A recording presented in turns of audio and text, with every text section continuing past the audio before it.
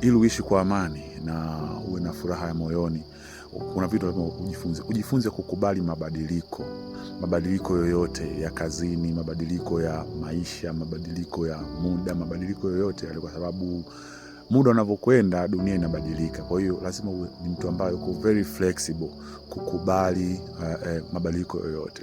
Kukubali watu wanakuja na kuondoka. Kama mtu alikuja kwenye maisha yako akakupa kumbukumbu, lakini ikifika wakati wake kuondoka, usitengeneze chuki kwamba wewe mbariki tu, acha aende, hata kama alikuwa ni mtu ambaye umemweka moyoni, lakini kwa muda huo tena hataki kukaa moyoni mwako, anataka unatafuta moyo mwingine. Kwa hiyo mruhusu ili uruhusu pia naye akapata changamoto mpya, lakini wewe uruhusu pia kupata watu wapya.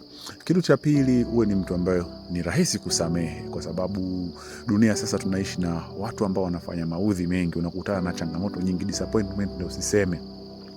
Mtu ambaye unamwamini ndo mtu ambaye uko kwenye hatari ya kukuumiza. Ndio maana tunashauri unapompenda mtu au unapomwamini mtu au unapotengeza matarajio, acha 20% ya kwamba chochote kinaweza katokea. Kwa hiyo kitokea chochote, maana yake nasema kuna 20% niliweka kwa ajili ya kuweka hii akiba ya maumivu ambayo mtu akinifanyia yoyote.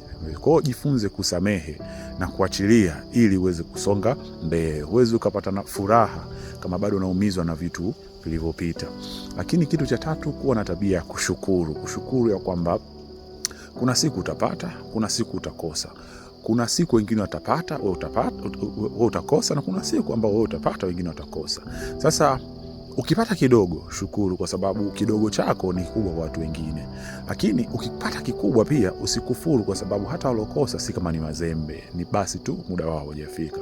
Kwa hiyo kuwa ni mtu ambaye unashukuru kirahisi, na pia kuwa ni mtu ambaye unaridhika, lakini sio unatuama pale. Maana yake endelea kufanya vitu ambavyo kwa ajili ya kupata kingine zaidi, ila kuwa mtu wa kushukuru. Ukiwa mtu wa kushukuru, maana yake unavuta baraka zije kwako, kwa sababu unachokipata kama kikitulia, ukapata ahueni, ukapata furaha, maana yake inavuta mpaka vile ambavyo unavihitaji. Na si kwamba unaanza kulalamika kwa nini hauna vitu ambavyo unavihitaji, unaacha kufocus na vitu ambavyo unavyo na kushukuru navyo, mwisho wa siku unaanza kuvipoteza mpaka ulivyokuwa. Na kitu cha 4 ambacho ni muhimu, punguza matarajio. Punguza matarajio kwako wewe, usitengeneze matarajio makubwa tofauti na uhalisia wako na uwezo wako, lakini usitengeneze matarajio kwa watu wengine. Yule ambao unamtegemea atakusaidia, usishangae siku ambao unahitaji msaada kwake ndio siku ambaye hatakupa msaada. Kwa hiyo watu pia wana maisha yao. Kwa hiyo chochote kinachokuhusu wewe au chochote unataka kukifanya, mtu wa kwanza kumweka responsible ni wewe. Kwa hiyo usitengeneze matarajio kwa watu wengine, tengeneza matarajio kwa wewe mwenyewe, na matarajio ambayo yawe halisi kwa mipango yako, rasilimali yako, na ili kufanikisha mambo yako. Na kitu cha mwisho ambacho ni cha muhimu sana, enjoy, furahia maisha yako. Yani hata ukipata mafanikio kidogo, jifurahie. Ukipata nafasi, jitoe out. Basi kama hauna hata fedha, basi pata muda hata wa kulala. Ukipika chakula, pikia chakula kizuri, na ukila kihisi. Pata muda wa kutembea hata kwa mguu, kaangalie miti na vitu kama hivyo. Enjoy kila moment unayofanya.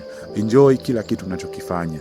Enjoy kila hatua unayopiga. Enjoy kila chakula unachokila. Enjoy usingizi. Enjoy mazoezi. Enjoy kuoga. Enjoy kunywa maji. Hata vitu vidogo vidogo tuvifurahie, kwa sababu muda ni mfupi sana. Usipofurahi leo, utakuja kufurahi lini? Kwa sababu unasema mpaka ukipata uzeeni, maana yake hutofurahia, kwa sababu uzee utakuwa pia na unakunyonya.